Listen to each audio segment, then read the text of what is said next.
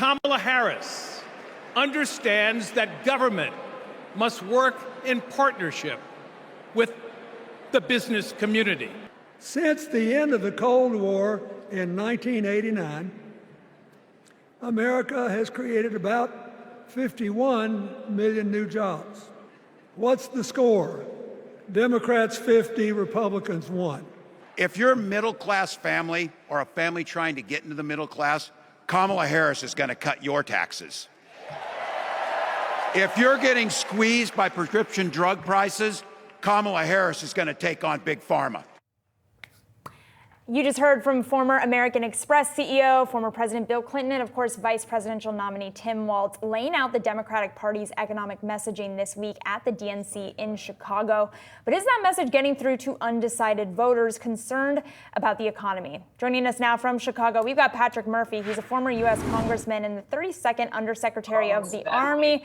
Thank you so much for joining us here. So glad that we could get you on. So talk to me about the messaging that you are hearing, particularly from your former roommate running for vice president here, and the extent to which you think that that is resonating with voters.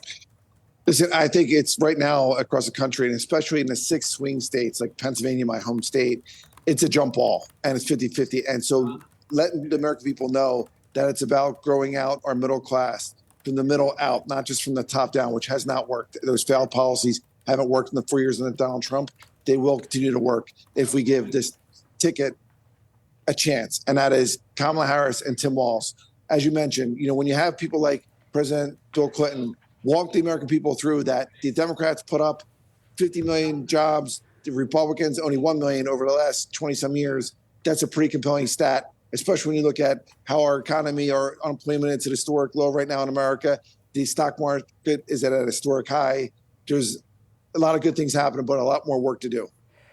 So I think the question is, when you talk about a lot more work to do, is what is needed to win over that independent voter. We certainly have seen strong messaging, much of that, though, obviously targeted or is really being heard, maybe is a better way to say that, by the Democratic base this week. How do you then expand that messaging in order to attract more of those independent voters?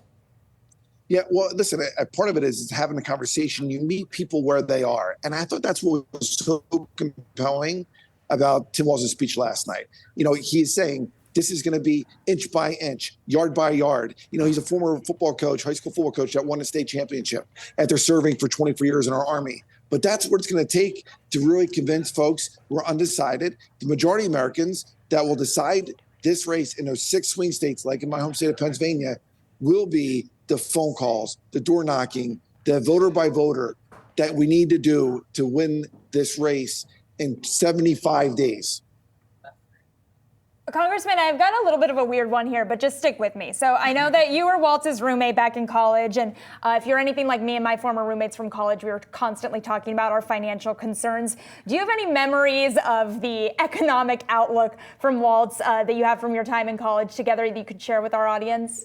Yep. So we were actually roommates in Congress. So we both won in 2006, and we were going through orientation, and we were looking for the cheapest apartment in D.C. that was in walking distance because we didn't have a car in D.C. And his family's back in Minnesota, mine was back home in Pennsylvania.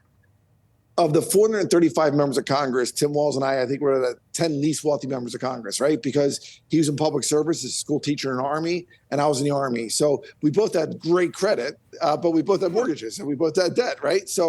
And I think that's one of the plan moving forward is when you look at the American people, most middle-class families, their number one asset is actually their home. So how do you allow home ownership to happen? And their plan moving forward is really allow more Americans to get in that stock market to make sure when we have this, the Fed is going to cut rates in September. So even mortgage rates are going to go down, thank goodness, right? So that's a positive thing.